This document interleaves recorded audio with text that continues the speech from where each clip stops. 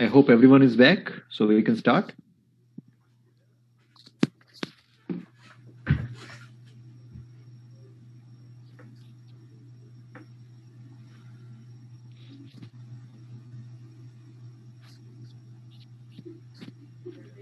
Okay.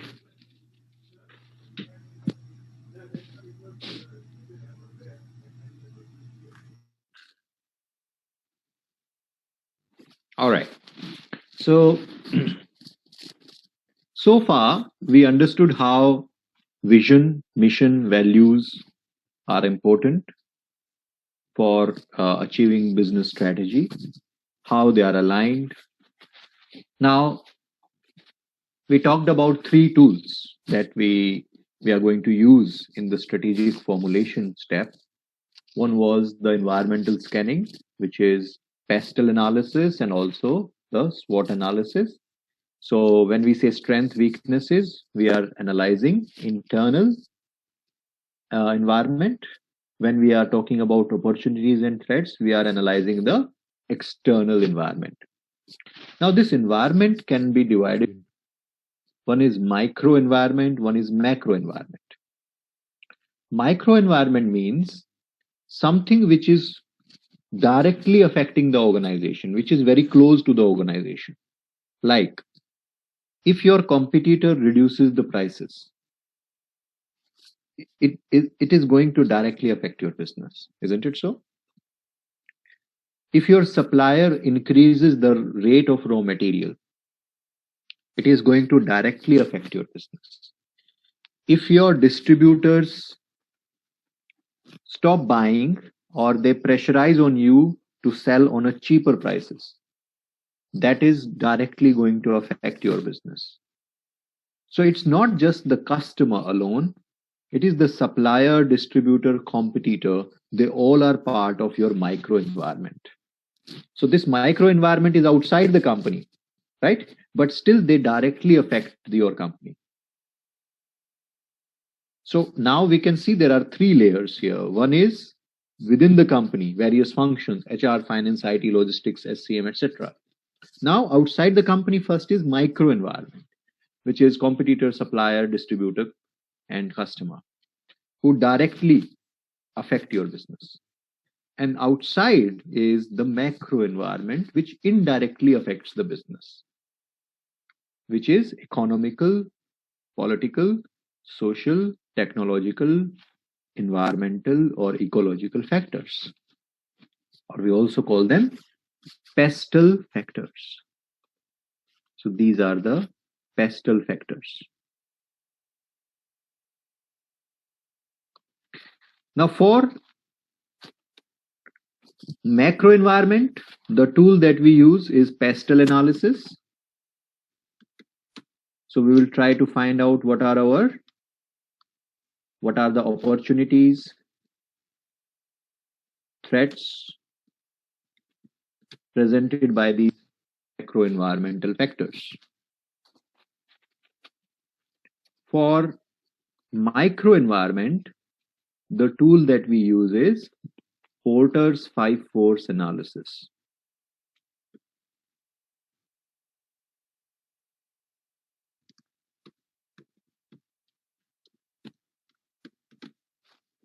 Michael Porter, he gave the idea of 5 force analysis. Same person who gave us the idea of business strategies like cost leadership, differentiation, and focus, like we discussed in the CHRP. Same person, he refers to the microenvironment as 5 forces. So what do we do in that analysis?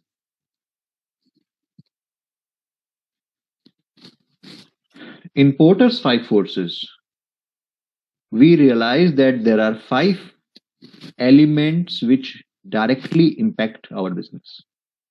One is obviously the supplier. If your suppliers increase the prices, you don't have any option either to reduce your profit margin or you need to increase the prices as well. So your suppliers directly affect your business. Not only that, if your suppliers have monopoly, That is why, have you seen procurement department? They have this policy, and even finance department. Whenever you want to buy something, finance team will always ask for three quotations, right? You all have observed that, right? They always ask for three quotations. Why? Number one is to see, we all feel that it is to see whether we are purchasing at the right price or not. But the real reason is that we should not have monopoly of one supplier. We should always have alternate suppliers.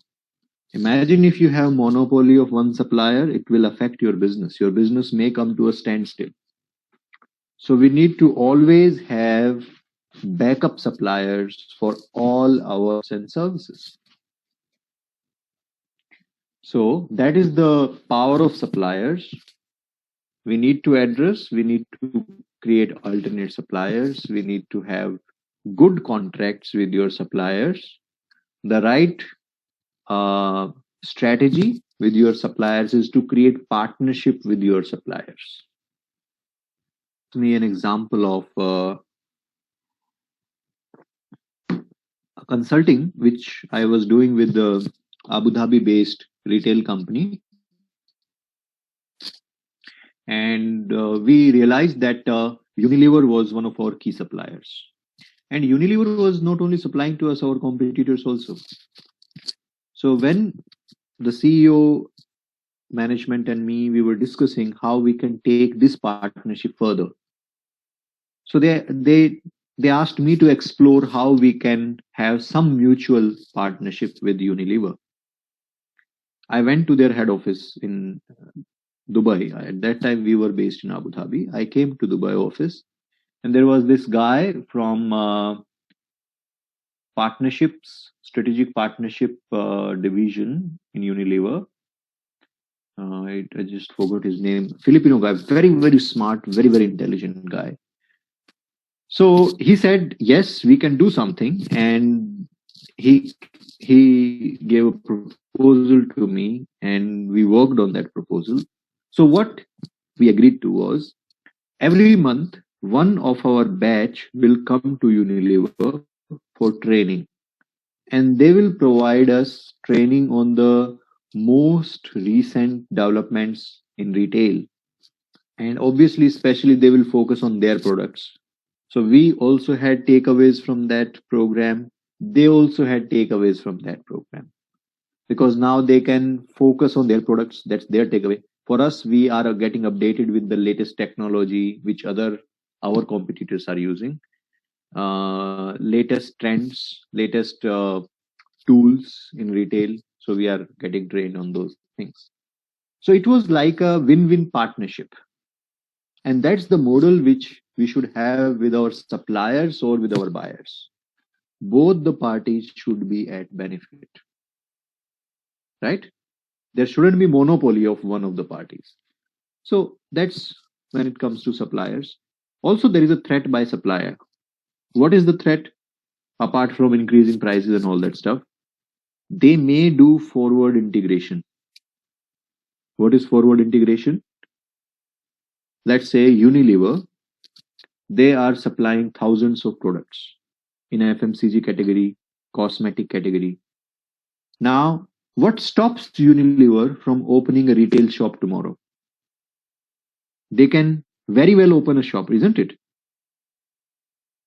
Now, Unilever is not doing it because of many reasons, because they will be less profitable when they open a store. Now they generate more profit. So that's, but there is a threat. Who knows tomorrow? Nobody's sure. They may come up with a model where they say that we will have retail stores and we will not supply to you. Obviously, if Unilever will have its store, why it will sell to XYZ supermarket?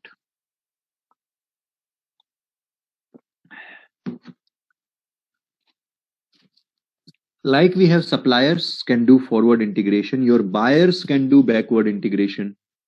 If let's say you are my buyer, you buy from us, we are a manufacturing company.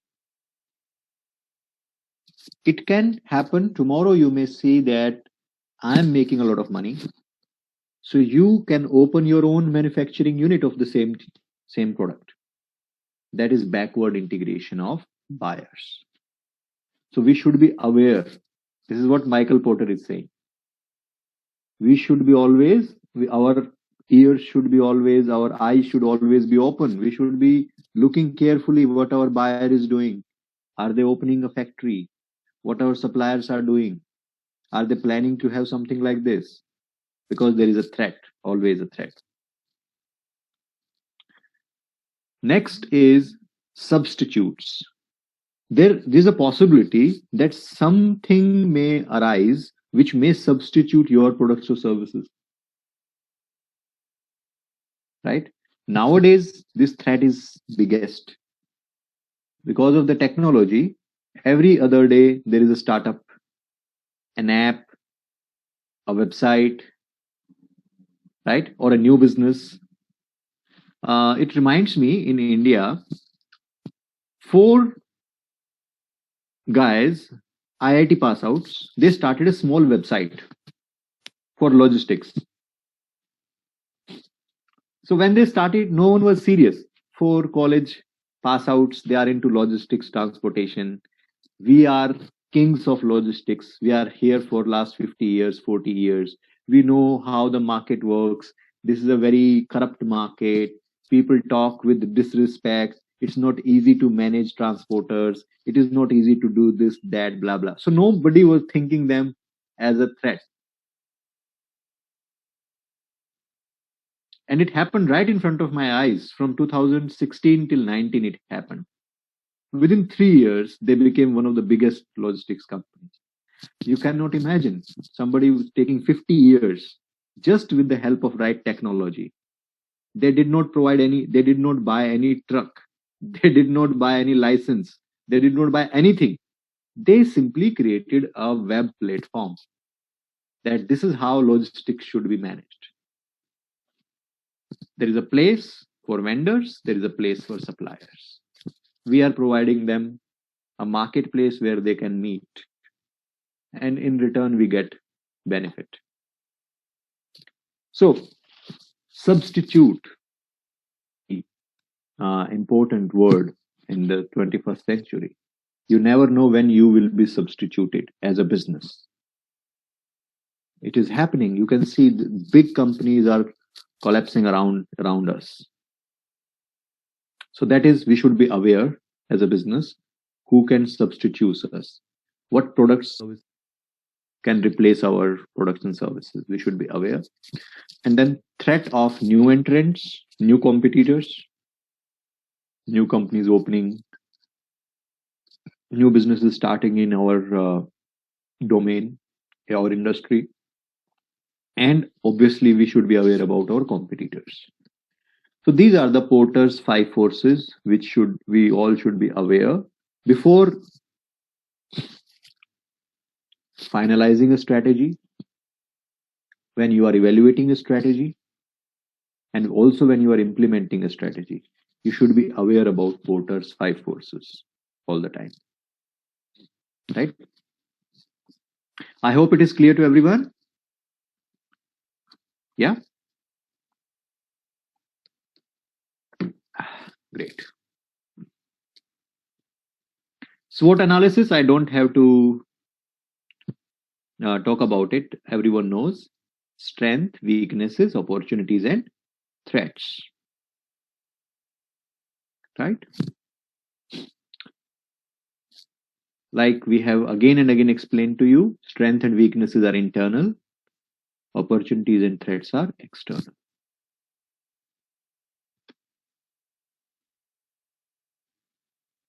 So this is an example of SWOT analysis for HR department.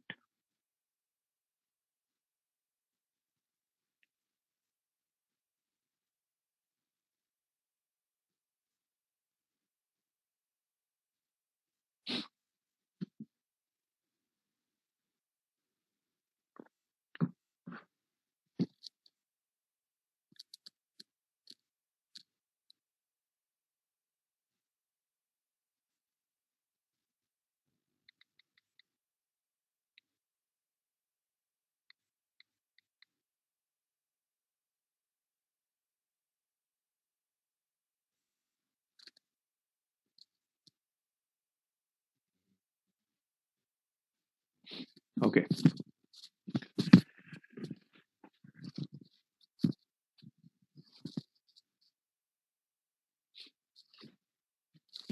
Effect of environment on HR strategy. Now, I think that is fairly clear to everyone with the current scenario. I don't have to explain it to anyone. How change in an external environment like what is happening right now uh, in the market due to this COVID situation, I would like to really I would open this for comments. I would like you guys to share with us because this is a case study for me also. It helps me to learn. It obviously helps others to learn also. During this change in the external environment, how your company survived and how you coped up with this change. Like, for example, our company, I can share with you. When in March, this news started spreading and uh, we were really unsure what is going to happen next. So one thing was we were sure from day one is that we will not fire anyone. And our company, Blue Ocean, and my company, we did not fire any single person from the company. That is what we did. Second thing we did was we made sure that, like, as a CEO, I did not take any salary for 3 months, but we made sure that we make enough money that salaries and expenses are taken care by the sales or by the revenue that we are generating, and we were successful in that also. Now I want to hear from you, but definitely we changed so many things, like from five-star hotels. We were training in all the five-star hotels. We changed it to Zoom now, right? So there was many of our trainers that did not know how to use Zoom. So I remember I was taking my first class. It was very comfortable for me because I used earlier, but there was a trainer sitting next to me, and he was just looking how we can manage it. And he said, "How you can speak without no one is responding, no one is asking question, and it's like talking to yourself. How you can do that?" So we trained our people, to manage this thing. Plus, we found work from home. We never worked from our team. None of them worked from home earlier. So it was they thought, everyone, like the management thought, that they all will be there will be no productivity. Now they have realized they are more productive when they are working from home. So these are the things we have realized. I want to really hear from you guys, um, how the external environment have changed your company internally. Yeah. So Akshaya, we can start with you. You want to share something, because I can see you as the first. No problem. I think even for us, before we never really worked from home, and even like my boss, he's more of like this person who likes to come to the office and work together. But I think for us, when we started working from home, we understood that we worked harder.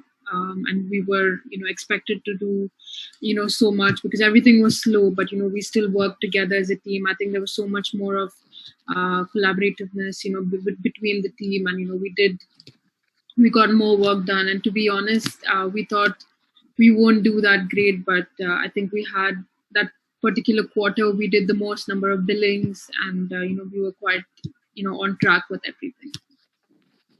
That's really nice. That's really good. Yeah. Yes. Anyone else wants to share? I'll share. Yes. Yeah.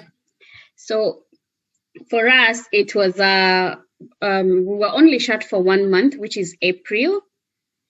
And I think the strategy that the company came up with, the CEO also sent us an email that any person earning below 10,000 will not have a salary reduction, but anybody above that was going on a 50% pay for the next 3 months.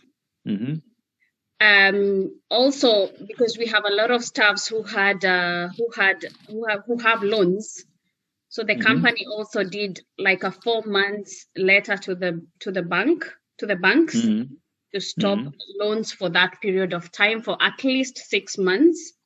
Yeah.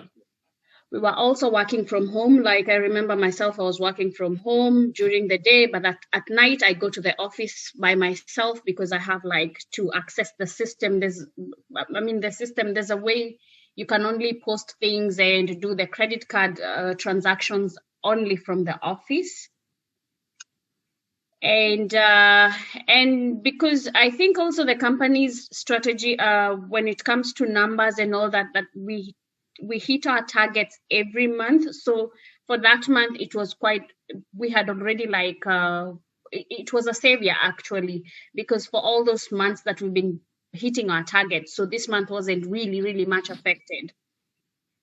But the funniest thing is that when I went back to work, coming from a golf industry, and because a lot of people were retained here in the UAE, so when we opened in May, actually we were making over 100% in May, June, July, up to date, because nobody could leave the country. So basically we were making over 100% profit.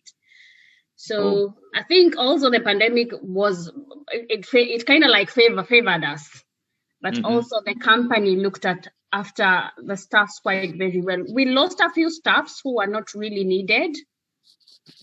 Yes. But they did their very best to retain most of us. Great.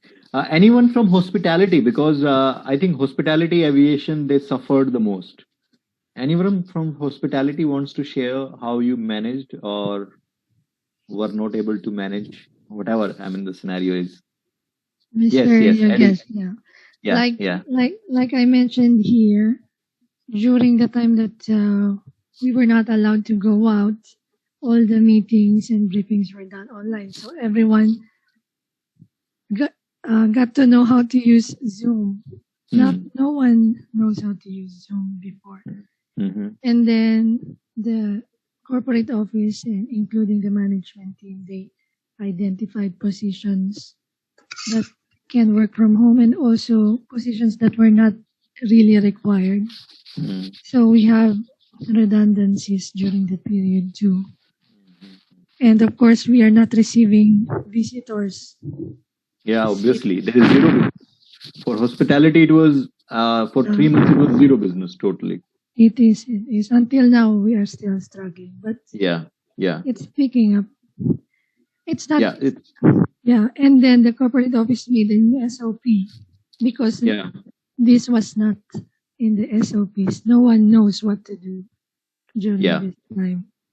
Yeah. And people were sent on unpaid leaves, and they have reduced the salaries too. Right. So I think even in hospitality, I realized there were companies who totally cut down the cost. There were one of my customers. They what they did, they fired around 40% of their staff, and that also they did not on a proper strategic basis, or they did not plan well for that. And like I remember, only in engineering they reduced from 70 to 8, which means previously a team of 70 people was managing the property. Now 8 people were managing the property. So rest of them, they asked them to leave. Now what happened? Next month, in April month, end of April only, they got a huge loss as one of their machines in their swimming pool. I think there are machine which because in a hotel you have multiple pools, so they have central system kind of thing. So these machines which are worth millions. So the machines these got, because there was no staff to maintain and no staff to take care of, they got a loss of 2 million. They had to replace the entire system.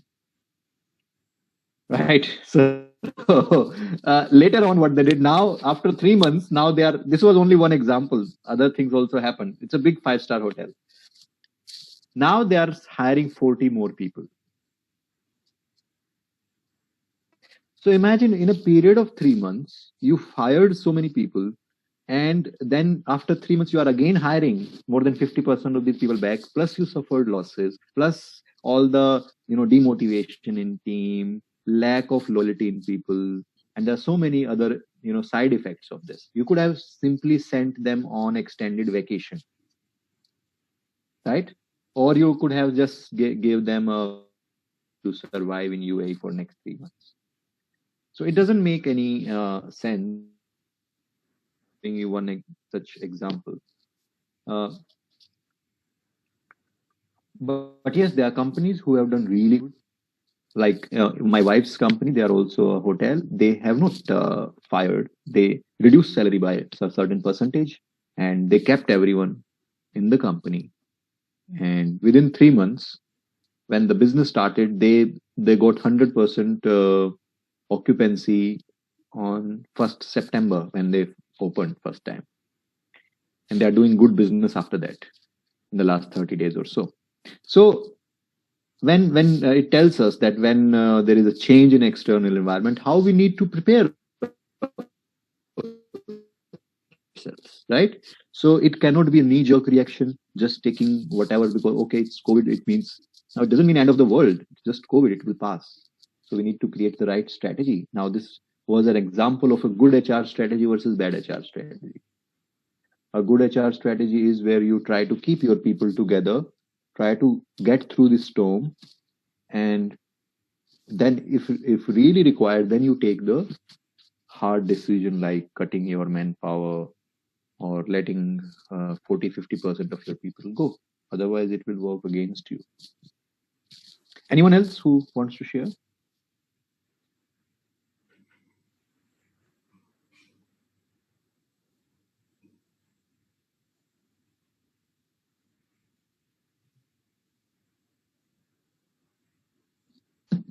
Okay, all right. Right, so I think it is fairly clear to everyone how it affects. And when we say strategic HR, I think even in CHRP, we have discussed about it again and again. What it simply means is making sure that whatever we do is aligned with the big picture.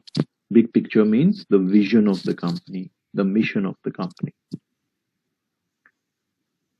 Now, how this can be done? How we implement HR strategy? What is the role of HR in business strategy? So there are various scenarios here. Most of the companies do not have a dedicated function or a dedicated strategic team who is responsible for the strategy. What they do, they have a core team coming from different functions. So these are representative, like one person from HR, one marketing, one sales, usually senior level, head of HR, head of marketing. They constitute the strategic team. So one scenario is where HR is part of that team who decides business strategy. That is one scenario. That's a really good scenario because then HR can contribute from the beginning. Second is HR has no say in business strategy, but HR has his or her say in HR strategy. Now HR will say, boss, I don't know about your business vision strategy, but you give me your business and vision strategy. I will create an HR strategy which is aligned with your business and vision, right? Like the policies, hiring, salaries, pay structure, benefit structure, everything will be aligned with your business strategy. Now that is the second scenario when HR is helping organization with HR strategy, right? And third scenario is when HR is just an advocate and HR all the time brings the attention of the management again and again to the importance of strategy. That's the third scenario. So always it is best to have the first scenario where HR is part of the leadership team and HR is leading the business strategy because he is people's representative. He will tell you what are your strengths, weaknesses, opportunity, and threats in terms of people. He will tell you because HR is interacting with a lot of competition. HR is having an understanding of industry. So he can share a lot of insights, what is happening in the competition and outside the company, in the micro environment and macro environment. So if you ask me, I will always say HR should be an essential part of strategic team. But if that is not happening in some companies, then at least he should be the guardian, custodian of HR strategy. And even if it is not there, then at least if you are not in that situation where you cannot force your company or you cannot take your company in a strategic direction, then at least you should again and again remind the management, okay, strategy is also important. Strategy is important. Now, one day they may ask, what the hell you mean by strategy, right? So then you have to define, you have to tell them, okay? But yeah, we have to, as this is our responsibility. No one else will do it for us. It is our responsibility. We need to support our organization with the right solutions. HR, remember, is not just being nice. HR, the purpose of HR is being productive. Bring the return on investment. Now, there is this modern role which many of us, I think most of us have heard about, is HRBP, Human Resource Business Partner. Now, many of you have heard this word, and many people think different things when they hear the word HRBP. Like somebody said, okay, HRBP means HR journalist. No. HR journalist role is to handle end-to-end HR activities. HRBP's role also is to handle end-to-end HR activities. But are they same thing? No. HRBP is more strategic. That's the difference between HR journalist and HRBP. HRBP needs to take decisions, whereas most of the times journalist follows decisions taken by others. So when you think about an HRBP, it is a person, or he or she is a person who takes decision, who understands the big picture, who understands the organizational strategy and HR strategy. That is really HRBP. Now, even in HRBP, there are two types. Okay. So this is on the practical and theoretical reality. So now one is lagging HRBP. So when I say lagging HRBP, it means their name is HRBP, but they are not contributing like an HRBP. So what happens with lagging HRBP? Lagging means, I hope, they retain their large proportion of operational duties. They are still doing payroll and other operational stuff, record maintenance, visa, compliance management, all this is part of their duty. So that is an operational part. And they fail to balance, or it's difficult to balance business versus HR agenda. I'm sure many of you have seen this where the management says, or the finance team says, that HR means waste of money or cost to the company. So why this situation we face in organizations is because we are not able to balance business versus HR agenda. Like I said, HR does not mean being nice to people. No. Yes, we have to be nice. That's fine. But that's not the core role of HR. The role of HR is to help the organization reach its goals. That is our role in the company. And this idea is misplaced, I have seen, in the mind of many HR professionals. They think like social activists. They think like, a non-profit activist organization. No, we are not working in NGOs. We are working in businesses who want profit, businessmen who are seeking profit. So our role is not to just to be nice. It's not about being nice or not. It's all about achieving organizational goals. Yes, I agree. In that process, you need to follow a value system. You need to follow ethics. It's like walking on a sword, you know. You cannot go this side or that side. You have to balance the act. That's true. And that's why this job is difficult. Lagging HRBP, that's why is not seen as a true talent. Because he's always wandering here and there. I know many such HR people. Always busy, you know, doing all the things. I know I have a manager in my company itself. Anyway, I'll not take the name, but yeah. So whenever I call her, oh, sir, I'm busy and this and that, and you know that happened, and I'm doing this. There's this person called. I said, okay, patience, calm down, take a breath, and tell me what is the attrition number, what is this percentage, what is that percentage.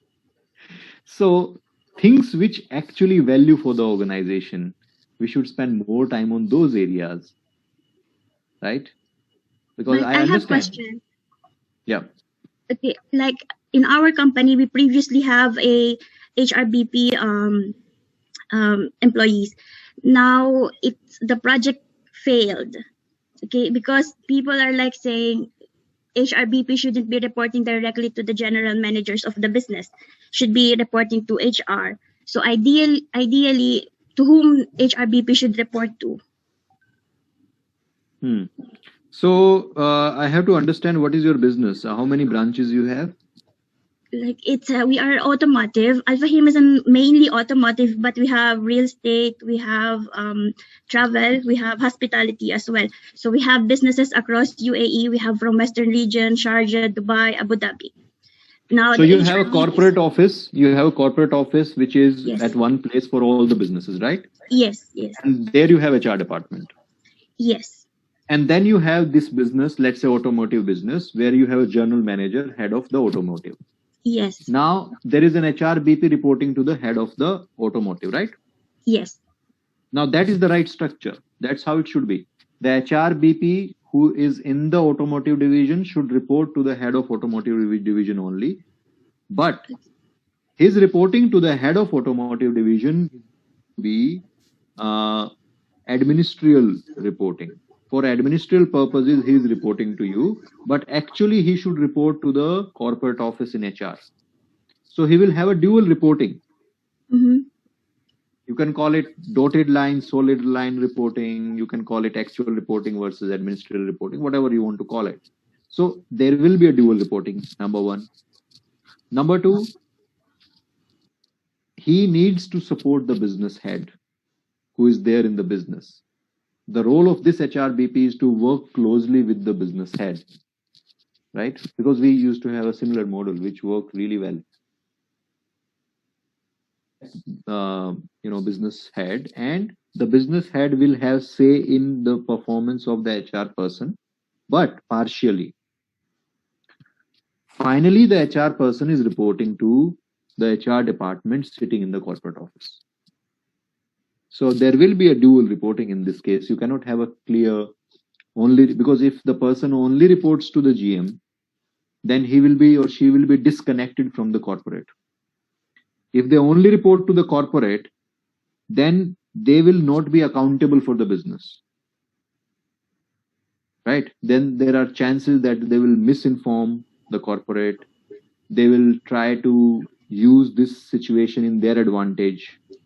So HRBP should know the balance between the business and the HR. Yes. Yes. Right. So now looking at a leading HRBP. So a leading HRBP, what they should do, they should spend their time more on the top business priorities.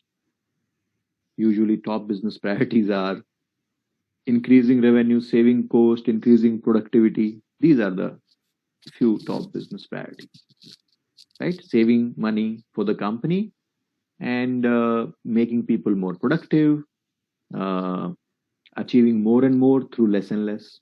That's what every company wants. HRBP also clearly measures and articulates the value that they bring. So, and this is what I want all HR professionals to learn. We should learn to quantify our work. This is where good HR leaders fail. They are not able to quantify what they are doing in terms of monetary benefits. I will give you a simple example. I was working as a consultant with a retail company, and I saw something in their process of loading. So what they do, they have a retail store, supermarket, and a truck will come from warehouse. They will unload from the truck and they will take it to the shelves, and then they will carrots or whatever the boxes, they will put it back and then it will move on. This is a simple process. I just stood there. I was a consultant. I observed and I saw there's something missing here in this process. And I asked the store manager, I called him. I said, is it a standard way of loading and unloading? Because I have seen in other supermarkets and in my previous retail company experience that there are some cages made of iron, and all the carrots, they go into this big cage. You just have to remove this cage out of the vehicle, take the cage inside, an empty cage will go inside the vehicle and the vehicle will leave. It takes hardly 5 minutes to unload the vehicle. And here we are standing for 1 hour. I was watching one by one, they are pulling all the boxes, taking out, going in, some are falling, waste is happening, and there are 5-6 people involved in the process. 6 people. In a real scenario, 2 people should do that job. So what I did, now this is the difference between a quantification and non-quantification. Try to understand my concept. What I did, I said, okay, let's make a case study out of it. So what we did, we calculated 4 additional manpower that we were using for 1 hour. Okay. Let's say the actual time which goes into this activity was half an hour, but now we are spending 1 hour, right? So half an hour is going as a waste for 4 people. So 4 people multiply by half an hour. It's 2 hours every day. Salary of loading staff for 1 hour is around, let's say, 10 dirham per hour minimum, right? 80 dirham a day. It cannot be less than that. So 10 dirham per hour multiplied by 2. So 20 dirham, right? So in 1 day you are saving 20 dirham. How much you are saving in 30 days? 20 multiplied by 30, 600 dirham. Right? Now, sorry, so half an hour, yeah, okay, fine. You are saving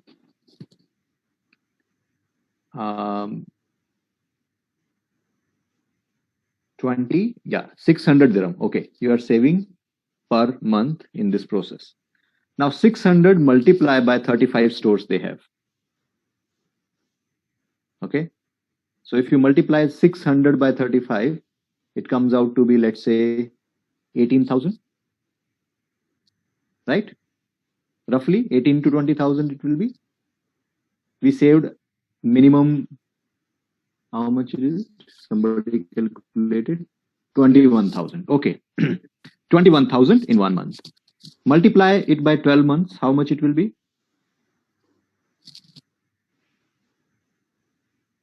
Around 250,000, right? 252,000. Okay. Now, one way for me was telling the management that there was this process and I have a doubt that we might be spending half an hour extra in the process, and there should be some other process to follow rather than the existing process. Now that was a simple HR approach. Now what is this approach? Like I said, quantification. I said, I have a plan to save 250,000 dirham every year. Now, do you think CEO and the MD, they will not listen to me? No. Managing director called me, the CEO called me, and they said, Yogesh, before the morning meeting, we would like to hear from you what you saw and what you propose. I made a simple presentation, 4 pages, and I showed them this is what is happening, this is how it should happen, this is what is going to be time saving, and 250,000 are saved. And you know what they said? They said these iron cages are already kept in our warehouse. We bought it 5 years back. Somebody suggested, we never used because our operation manager said that they are very heavy. We shouldn't use. It's fine to follow the process that we are following. You see, the company already invested, but nobody bothered to ask this question to the operational manager, why you purchased these iron cages, wheel-based cages, and then why you are not using it if you have purchased it, and why good companies use it. There must be a logic why companies are using it instead of using manpower. So now this is a very simple example, right? And I can give you at least 20 such examples from my career. We should learn how to create an impact in the mind of management. And that happens when you show them certain cost saving, when you show them certain, in terms of quantification, they will understand. Okay. So this is what a good HR BP should do. He should understand what he is delivering, how much it costs in terms of monetary benefits or return on investment. And that's why they are seen as a top talent in the company. So when I left the company as a consultant, they ended up giving me an offer to join the company, because by the time we left the company, I think we saved around 3 million dirham within around a period of 7 months. Obviously, they have to follow the process and save. If they do not follow what I'm saying, then they will never save that money, right? You have to implement that also. Okay, so that's lagging versus leading HRBP. And what are the competencies that HRBP should have? We should have innovation. We should have knowledge of the industry, business unit specific knowledge. We should have leadership, because there will be a time when people will come and prove you wrong. There will be a time people will challenge you. In that time, you need to show leadership. So you should be, you should calculate, you should strategize, and then you should stand firm on your ground when people challenge you. So innovation, that is one. Second is business unit. It's already there on the slide also, Mohammed. Business unit specific workforce management, leadership, and use of KPIs, which also known as metrics. So like metrics, attrition is a matrix, employee retention is a matrix, employee productivity is a matrix, cost of HR per employee is a matrix. So these are the KPIs of HR. Training per employee is a matrix for HR. So we should know these KPIs and we should share these KPIs with the management.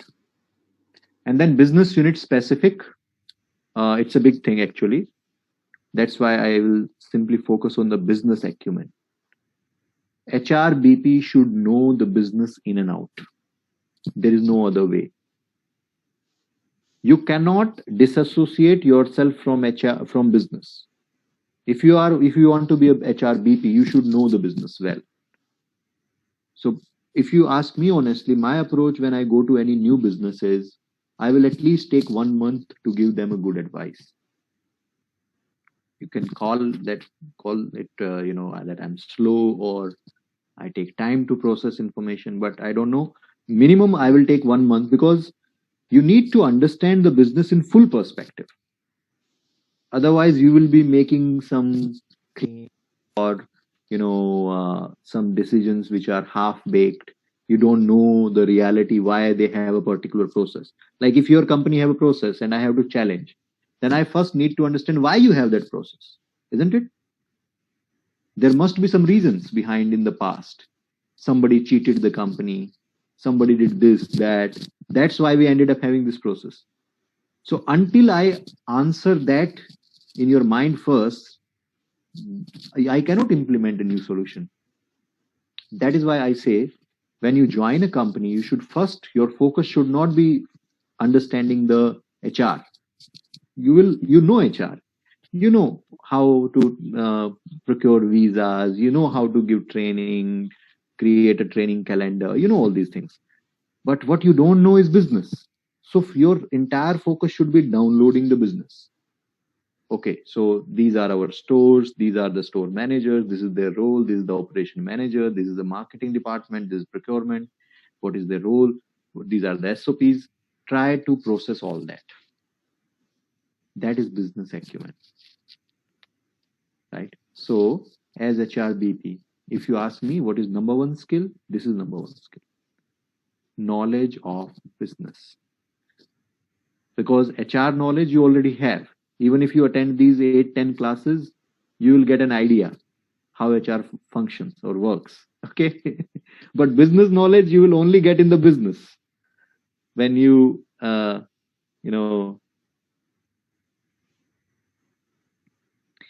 So what I was saying, Muhammad, was that we need to understand the business. That is business acumen. We need to understand the operations. We need to understand the standard operating procedures in the company. We need to understand all other functions within the company, how IT is functioning, how sales is happening, what are USP of our products, why our customers are happy with us, or why our customers are not happy with us. All this HR must understand. And I said this is more important than HR knowledge. Because HR knowledge, even if you attend these 10, 15 classes, you will get enough to survive. But business knowledge you will only get from the business, right? And this is my honest submission. A lot of leaders, business leaders, when I talk to them, even people like CEO, general manager, they often say that our HR does not understand business. So they only talk about give this, give that, holiday, vacation, company function, lunch, breakfast. They do not talk about, how we can bring more business, how we can reduce the cost. Okay. Now that you will be able to do when you know the business, because then you will find out scopes in the business. There is a gap there. There is a gap there. There is a gap here. So yeah, that's what is needed for HR BP. Now, HR continues to evolve. We discussed a similar slide in CHRP, but here you can see it's more elaborated. What you can see is a consistently the bar is going higher and higher. The impact or contribution to the business is this y-axis, and this is the timeline, how HR function is evolving. And you can see during this period when HR was only responsible for managing labors, our job was to focus on the labor relations, safety of the workers. Then when it became the personnel department, you can see the focus changed towards employee relations, benefits, compliances, training, compensation. Then we started calling HR human resource department. You can see concepts like performance management, concepts like HR, information systems, diversity, inclusion, talent acquisition, organizational design. These all concepts came during the human resource management, which is 1980 to 2000, you can say 20 years. And now the modern HRBP concept is, you can see the focus is on talent analytics, strategic planning, employer branding, HRBP role. This is the modern HR, which is obviously which adds more value to the business. That's why I always keep on saying this word during CHRP and CHRM, adding value to the business. Right? So this is the modern HR, and it definitely creates more impact, bigger impact on the business. I hope this slide is also clear to everyone. Yeah, EVP means employee value proposition. I will cover this in the 5th chapter in detail, don't worry. It's a very important topic, EVP.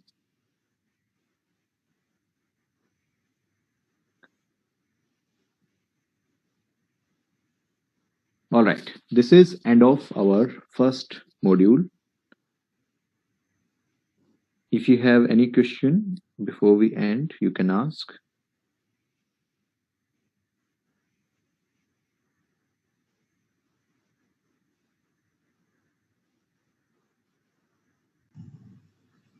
Hello, Mr. Yogesh. Can you hear me? Yeah, I can hear you. Yeah, I have a question. How can I manage study in CHRP and CHRM at once at the same time? Okay. That's a good question. How we can manage both. So since morning, I think you attended the first class, and then now you are attending the second one, right? Yeah, that's right. So how you found it? I mean, you can see it's a lot going on, or is it manageable? What is your experience? That is more important. What I say is not important. What you feel is more important. Yeah, actually, I find it's manageable, okay, but it feels like I jumped into another dimension from CHRP to CHRM. Yes. There is a difference, like I said, there is a lot of difference. Like in CHRP, it is more about knowing about the basics, and concepts, right? Yeah. And this is more about implementation. Yeah, that's correct. But at least we can manage it. It's manageable. Yeah, no worries. Yeah, if it's manageable for you, then I would say then there is no problem, because if you see, that would be fine. Yeah, because if you see, it was an extension. What we discussed today was an extension of what you learned in CHRP. Mm-hmm. Yeah, that's correct. So in CHRP, what we stopped in CHRP, we stopped at strategic management process. There are 3 steps: formulation, implementation, and evaluation, and we stopped there. Mm-hmm. Now in CHRM, we started from that phase. That okay, there are 3 things we discussed. Now we will talk about each step in detail. What is the vision? What is the mission? What is value? And then especially focus on implementation. Yes. Focusing on the implementation, right? Mm-hmm. It was your first class, so I did not give you any assignment. In the next module, I will give you some assignment also to work on. Okay, I'll be waiting for it. Okay. So that will help you, all of you, to practically learn from an assignment. You can learn also that okay, how to do it practically. I get that it. is going, yeah, so that is going to be a differentiator. But yeah, like don't feel, if you feel overwhelmed or if you feel that things are going now beyond the understanding level, just let me know. We will stop, we'll take care of your questions, and then we will move. I'll be much appreciated. No, it's all manageable. No worries. It's Yeah. all good so far. So Yeah. exactly. So see, in my this is my approach towards learning or training. For me, till the time you have not understood, I have not trained or I have not taught. It's a saying in Toyota: if the student has not learned, the teacher has not taught. And that is Yeah, my that's philosophy. right. That's right. That is my philosophy. If you do not understand, then I'm wasting my time and your precious time also. No, everything has been understood. No problem. Great, great. You teach in a great way, actually. Thank you, Mohammed. So that's my philosophy, and that's why I want you to be very open. And whenever you feel that things are not going inside, just ask. I will let you be informed. Yes, yes. Yeah. Thank you so much. All right, great. Anyone else? If somebody else have some question before we... Just a question. You said, actually it's not a question, an advice in your experience. You mentioned that as a key skill of being an HRBP is having a business acumen. Now, in a company where the culture is everything is confidential, how are you gonna learn everything? Yeah, that's a good question. And I'll be honest with you. So that question is actually, it can have various levels, because confidential means there are certain areas of the company which you will always know. Like you will know your operations, you will know what is your process. Everyone will know about the process. So that no one can keep confidential. So these are the areas where you as an HR or any employee of the company would eventually know about these areas. So that knowledge you will automatically get, and you should always deep dive into what is the process, how we do it. You should be updated with the processes. Now, second, company may not want to share certain information with you, and they are saying it is confidential, like profits we make, revenue we generate. I'll be honest with you, Maria. This is the first place. Okay, this is the second country I have worked. I have worked in India. Now I'm in UAE. But I am shocked to see some companies, they hide information even from their employees. I have never seen that scenario back in India. And it was a shock for me also, that the company doesn't want to tell how much revenue we are generating. Forget about profit. You don't want to share the profit. Okay, you don't tell the employee. That's fine. Also, that is not fair. That is not right approach. But let's say you don't want to share. You don't want to even tell them what is the revenue. Then how you can make them accountable if you don't want to give them the revenue report? So that is there, which is not the way professional companies operate. Most will find they have transparency. And in this region, I know some companies lack the transparency. And that is why cases like NMC happen. Like if you don't share revenue, how can you fix a target for a person? Exactly. Like in annual. Yeah. So no, but Akshaya, that is true. You will be surprised. Yeah. There are some companies which, we will talk about your target, but we will not talk about organizational revenue, how much we made as an organization. So yeah, that's what I'm saying. When you keep information confidential, so it's like what will happen eventually? You will start hiding the dirt under your own carpet. And one day what will happen? This dirt will start smelling and it will cause problems for your own organization. Now, this COVID situation, it has taught a lot of lessons. And one of the lessons was I was shocked to see the response. The response I saw in India was totally different. My previous company, and I proudly can say two of my previous companies, they paid 100% salary to all employees during lockdown. Two of my previous employers, they said zero cut, 100% salary for next 3 months. And the CFO, I talked to the CFO. The CFO said that management told me to give 100% even for next 6 months in one of the companies. He said, even for 6 months, there is lockdown, we will pay. Simply means we are not making any profit this year. So, but previously we have made profit. We will distribute that. Why? Because they have a long-term vision. They want to win the trust of the employee and loyalty of the employee. Now imagine if you are an employee in a company for 3 months, you sat at home, they paid salary, they paid all the benefits. What is your feeling about your employer? You want to give back to them, right? You want to give back to the company. So this is an opportunity to win. This is an opportunity to win loyalty of the people.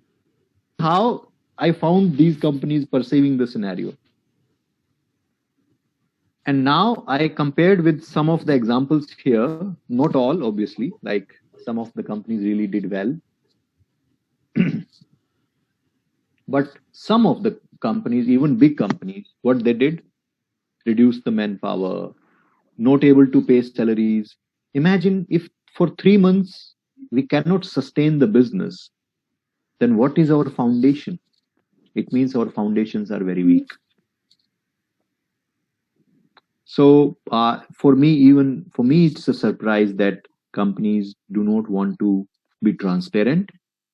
And when you do not want to be transparent, it means there is a weakness.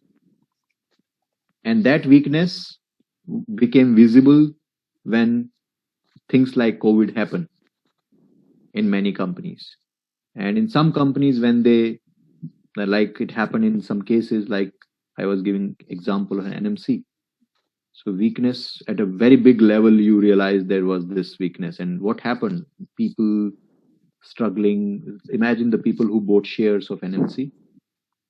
I think from 4,000, it went to 600. So imagine if you are a shareholder of the company. So you lost around what?